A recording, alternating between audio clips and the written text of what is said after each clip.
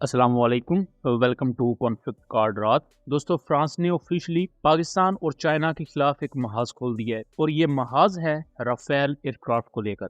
इस महाज में फ्रांस किन बुनियादों पर पाकिस्तान और चाइना के खिलाफ एक कैंपेन लॉन्च कर चुका है, इस चीज को समझेंगे और इसमें इंडिया किस तरह फायदा उठा रहा है, इन तमाम चीजों को डिटेल से डिस्कस करेंगे। आप अपने सामने फ्रांस की इस न्यूज एजेंसी के न्यूज आर्टिकल को देख रहे हैं, जिसमें ये क्लेम किया गया है कि राफेल की पॉपुलैरिटी या राफेल के खिलाफ एक कैंपेन लॉन्च की गई और ये कैंपेन लॉन्च की गई चाइना की तरफ से, चाइना प्लस एक हद तक पाकिस्तान की तरफ से। इसमें अगर आगे आ जाएं तो फ्रेंच न्यूज एजेंसी क्लेम करती है कि इंडियन नेवी ने जो राफेल एयरक्राफ्ट फ्रांस से लेने हैं उसको लेकर पाकिस्तान के डिजिटल कम्युनिकेशन एक्सपर्ट या पाकिस्तानी मीडिया चैनल्स की तरफ से ये कैंपेन चलाई गई कि इंडिया के ये राफेल एयरक्राफ्ट डिले का शिकार हो जाएंगे, जो कि फ्रांस क्लेम करता है कि ये गलत है।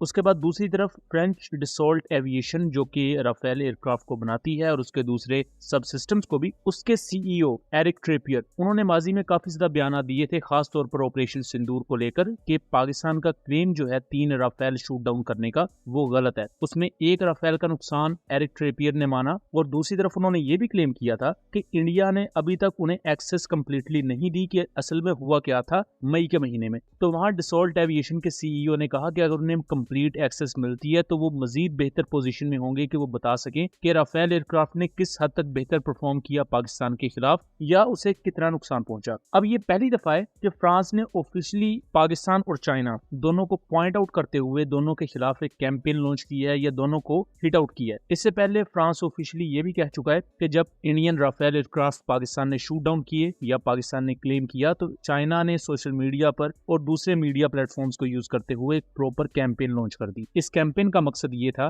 कि पूरी दुनिया में जो राफेल एयरक्राफ्ट के कस्टमर्स हैं या फ्यूचर ऑपरेटर्स हैं उनको बदजन किया जाए और फ्रांस की डिफेंस मार्केट को नुकसान पहुंचाया जाए। जबकि पाकिस्तान ने ऑफिशियली अपनी प्रेस कॉन्फ्रेंस में ये कहा कि राफेल एक अच्छा प्लेटफॉर्म है इफ एम्प्लॉयड वेल, यानी कि अगर उसे बेहतर तरीके से यूज कर लिया जाता। सो पाकिस्तान ने कभी भी राफेल की बुराई नहीं की, क्योंकि पाकिस्तान एयरफोर्स हो या बाकी मिलिट्री सर्विसेज, वो एक प्रोफेशनल अदारे हैं। इंडिया के साथ जो भी मामला हों, जो भी एनिमिटी हो, लेकिन प्रोफेशनलिज्म हमेशा बरकरार रहती है। अब फ्रांस सिर्फ एक एयरक्राफ्ट को लेकर 2 मुल्कों के साथ बिगाड़ रहा है या 2 मुल्कों के खिलाफ प्रॉपर वो मीडिया कैंपेन्स लॉन्च कर रहे हैं, तो उसको आपको समझना पड़ेगा।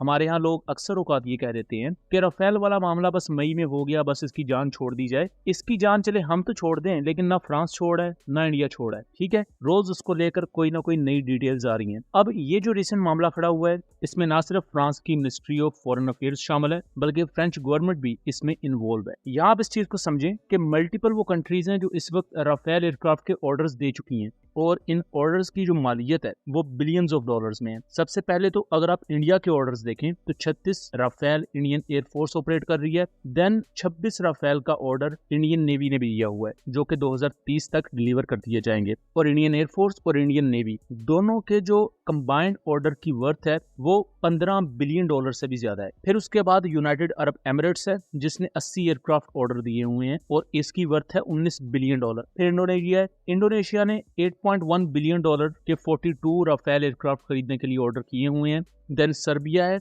जिसने अराउंड 3 बिलियन डॉलर की डील साइन की हुई है 12 राफेल एयरक्राफ्ट खरीदने के लिए। इजिप्ट है, जिसने 55 राफेल एयरक्राफ्ट खरीदने हैं और टोटल उसकी वर्थ है 4.5 बिलियन डॉलर्स और उनमें काफी ज्यादा इजिप्ट को डिलीवर भी हो चुके हैं। देन कतर है, फिर ग्रीस है, उसके बाद क्रोशिया है। ये वो कंट्रीज हैं जिन्होंने बहुत बड़ी डील्स ऑलरेडी फ्रांस के साथ साइन की हुई हैं और फ्रांस के लिए राफेल एयरक्राफ्ट उनकी बैकबोन है उनकी पूरी एविएशन इंडस्ट्री की। तो यहाँ तक कि फ्रांस जो 6th जनरेशन एयरक्राफ्ट अपना डेवलप कर रहा है, उसके लिए जो उन्हें फंड्स चाहिए वो सारे के सारे आएंगे डिसॉल्ट एविएशन से, यानी कि डिसॉल्ट एविएशन जो राफेल एयरक्राफ्ट और उसके मुख्तलिफ सब सिस्टम्स बेच रही है, प्लस उसकी सर्विसेज जो वो डिलीवर कर रही है दूसरी एयरफोर्सेज को, यानी कि पायलट्स की training, spare parts etcetera etcetera, उनके पैसे सेपरेट होते हैं। तो फ्रांस के लिए राफेल एयरक्राफ्ट सिर्फ एक एयरक्राफ्ट नहीं है, ये वो एयरक्राफ्ट है जिसे पिछले 20 साल में कोई भी जंग में टक्कर नहीं दे पाया।